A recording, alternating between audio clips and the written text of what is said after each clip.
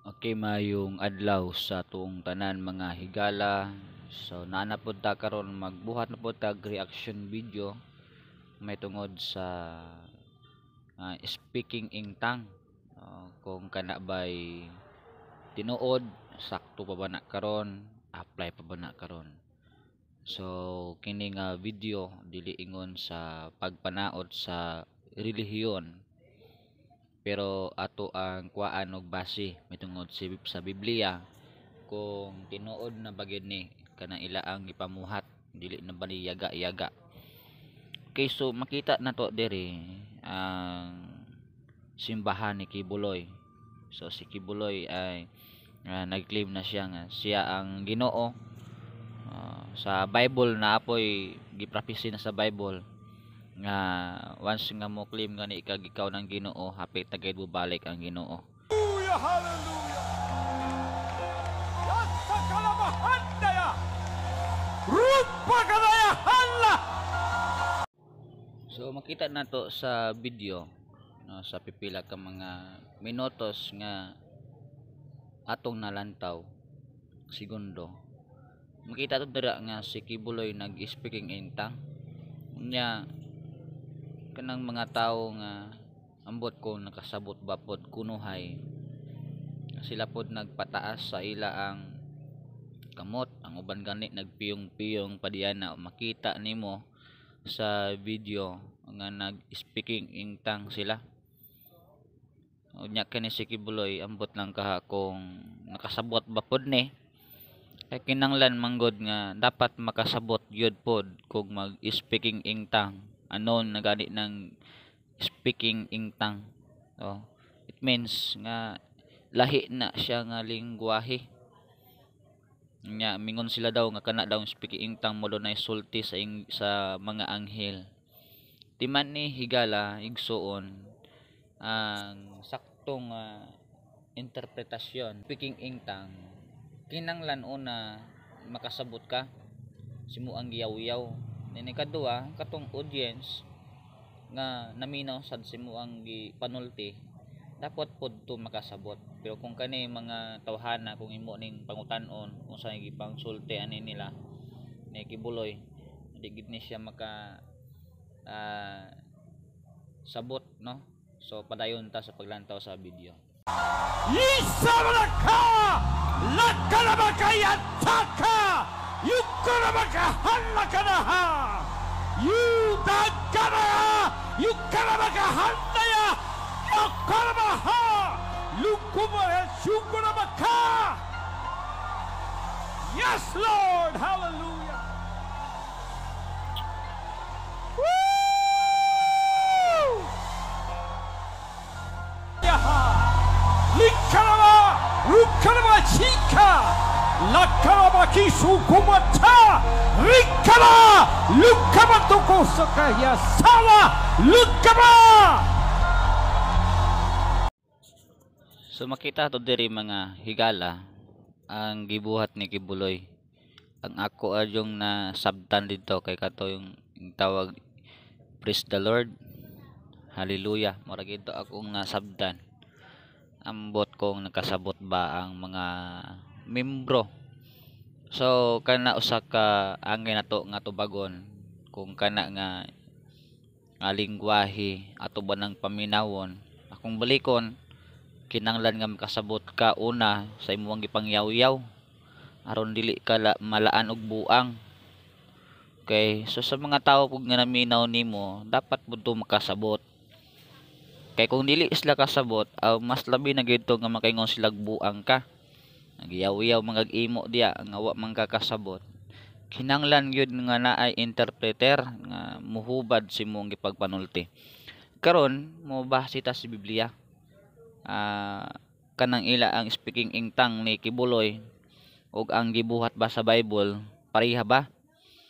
Kay kung pareha, malamang tinuod gyud, pero kung dili gid na pareha, but pasabot kana si Kibuloy, sipyat gid na siya. Okay, so nakoy basahon sa buhat kapitulo 2. Okay, so kani si Pedro aming adton ni sila sa Pentecost aron nga sila magtipon-tipon kay naay gitawag ng dako nga event ani nga panahona.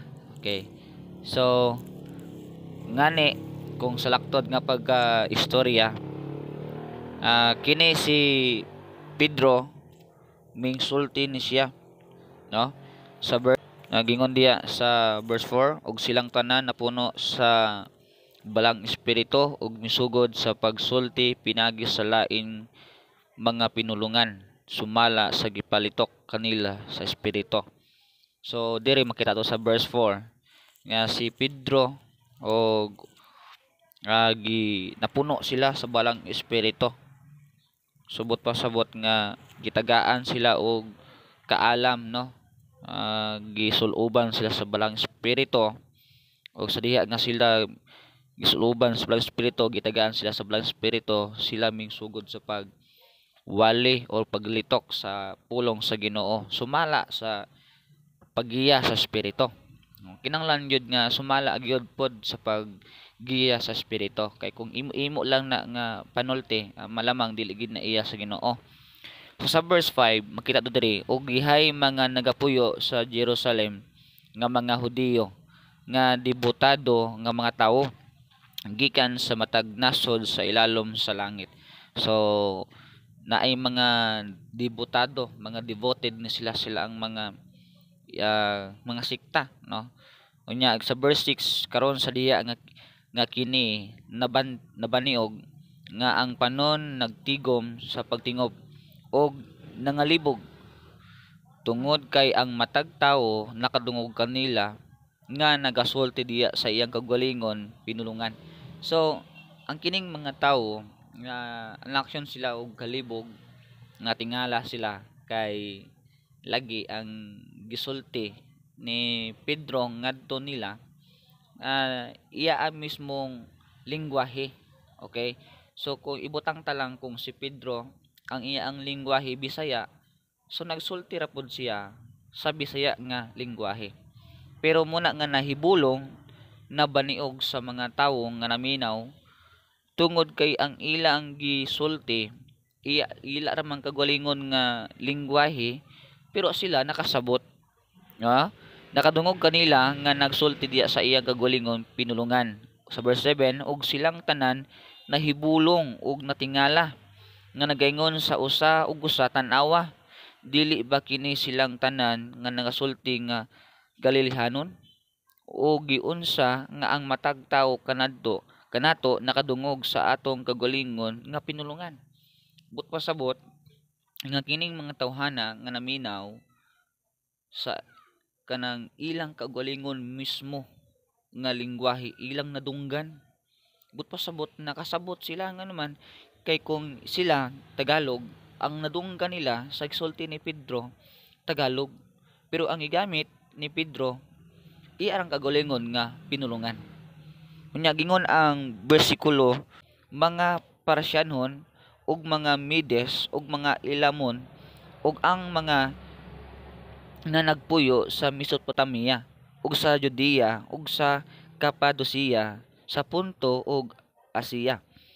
Unya sa verse 10 makita to diri sa Phrygia ug Familia, sa Ehipto ug sa mga bahin sa Libya duol sa Cyrene ug mga langyaw sa Roma, mga Hudiyo ug mga kinabig.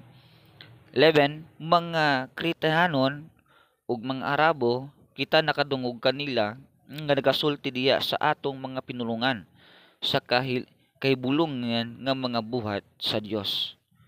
Ug silang tanan natingala og diha sa pagduha-duha nga nagaingon sa usa-usa unsa ang gipasabot niini.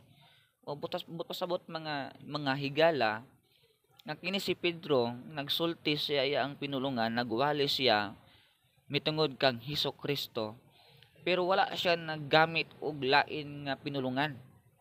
But pasabot ang balang espiritu ang nagapanlihok sa mga tawo nga naminaw. Muna nga kung naay taga Jerusalem, ang language sa Jerusalem ila ang nadunggan. Okay? Ang mga Arabo nga naminaw, Arabo sad ang ila ang madunggan sa giwali ni Pedro. Take note, ang lingwahe nga gigamit ni Pedro iya lang kagalingon nga lingwahe. Munay tinuod nga kanang balang espiritu nga nagpasabot. Pero kanang gibuhat ni Kibuloy, dili gid na siya gikan sa balang espiritu sa Ginoo. Nganuman kay masin pa ganing imo ng kanang mga membro niya, 2 o 3 nga mag-speaking ingtang na si Kibuloy og ipa-interpret og nasabtan ba anang membro niya, di gid na makasabot. Okay?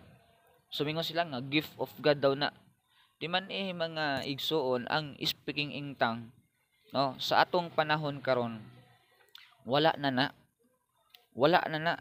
Nganuman kay naa na tay Bible, dili na kinanglan nga mag-speaking ingtang ta kay ang Bible kumpleto na.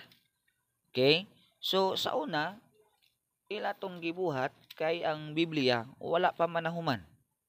Muna nga kung makita nato diri, no, sa Biblia, akong basahon sa unang Korinto kapitulo 13 bersikulo 8. Ang gugma dili gayud mapakyas apan bisan kon adunay mga pagpropesiya sila muundang. Okay? So kanang gitawag nga kung naapay mga mutagna sa unsay naa sa ugma, unsay may tabo sa ugma, wala na, miundang na. Bisan kun adunay mga pinulungan, sila muhunong. Bisan kun adunay kahibalo, kini mahanaw. O kanang mga pinulungan, pasabot kanang mga speaking intang anon ginaundang na gipaundang na nganuman ang Biblia na kumpleto na. O muna nga ayaw pailad sa mga tawo nga nag-speaking intang, nagyama-yama ra na silang kagulingon nga kahibalo pero dili na kanang gikan sa Ginoo kay giwala na ang speaking ingtang. Klaro kayo sa unang Korinto 13:8 giundang na, no, muna nga di ta pailad og kanang kakibuloy sa laktod nga pagistorya, dili na sa Biblia gikuha niyang speaking ingtang kay nagpataka ra nagyama-yama unya kana pong mga membro nga nauwat pod, no. So kana lang ang ato ang mahatag nga koreksyon may tungod sa Biblia. Di na ta dapat mag-speaking ingtang kay na ang Bible. Okay? So kung nagustuhan nimo ning video, please follow, share and subscribe para daghan pang tawo nga makasabot niini. May lang to, Pastor Ivan Nakwa, Shiloh Bible Baptist Church ang inyong lingkod. God bless po sa ating lahat.